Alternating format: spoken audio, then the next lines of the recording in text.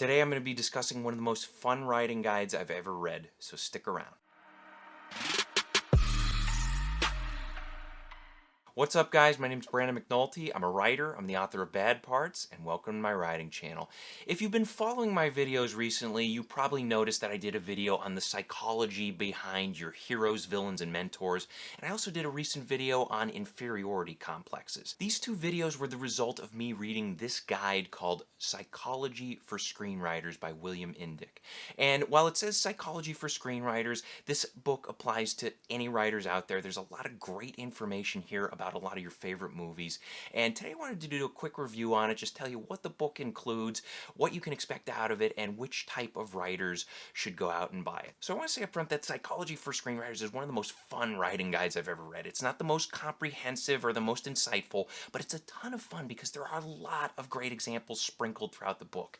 If you've ever seen a movie in your life, you will probably come across one in this book, and you'll learn something new about it. And it's just like little things. You'll learn like why certain characters smoke cigarettes, or why Dustin Hoffman's character in The Graduate has the hots for Anne Bancroft, and you'll learn things about Star Wars you never knew before, and you'll learn about Spider-Man, and so on and so on. And that's why this book is so much fun, because there's all these little tidbits sprinkled throughout. You learn about all different types of psychology and how it applies to storytelling and how it connects to the unconscious minds of your audience. Now, structurally, the book is broken down into different sections, and each section focuses on a different psychologist and his or her theories. We start off right off the bat with Sigmund Freud. We get 5 chapters devoted to his theories, things like the Oedipal complex or the neurotic conflict, which I talked about in a video on heroes, villains, and mentors, and how they represent the ego, id, and superego. And then there's also chapters on ego defense mechanisms and so much more. There's a lot of Freud in this book, so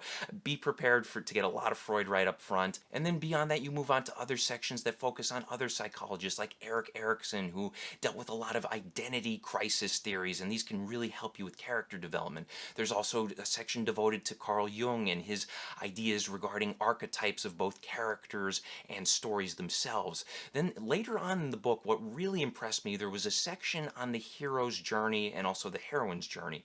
And this impressed me because so many writing guides beat the hero's journey to death, and I've seen it a million times, and when I got to those chapters, I was like, oh, do I really want to read another chapter on the hero's journey?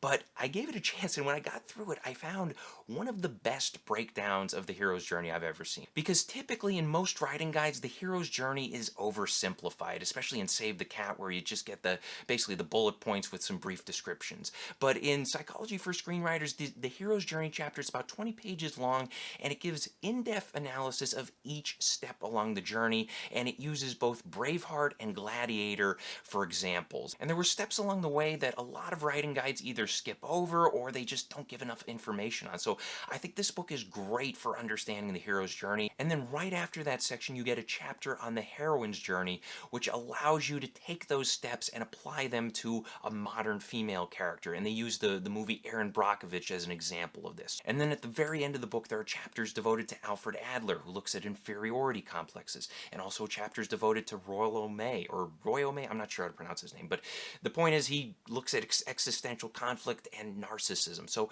there is plenty to learn from this book. This is a well-rounded book that can really help all different aspects of your writing, whether it's character development, plot structure, whatever it may be. If you're looking to just branch out a little bit and learn more about the movies you love, Psychology for Screenwriters is going to help you out. Now, I would recommend this book for writers who have some knowledge of the craft.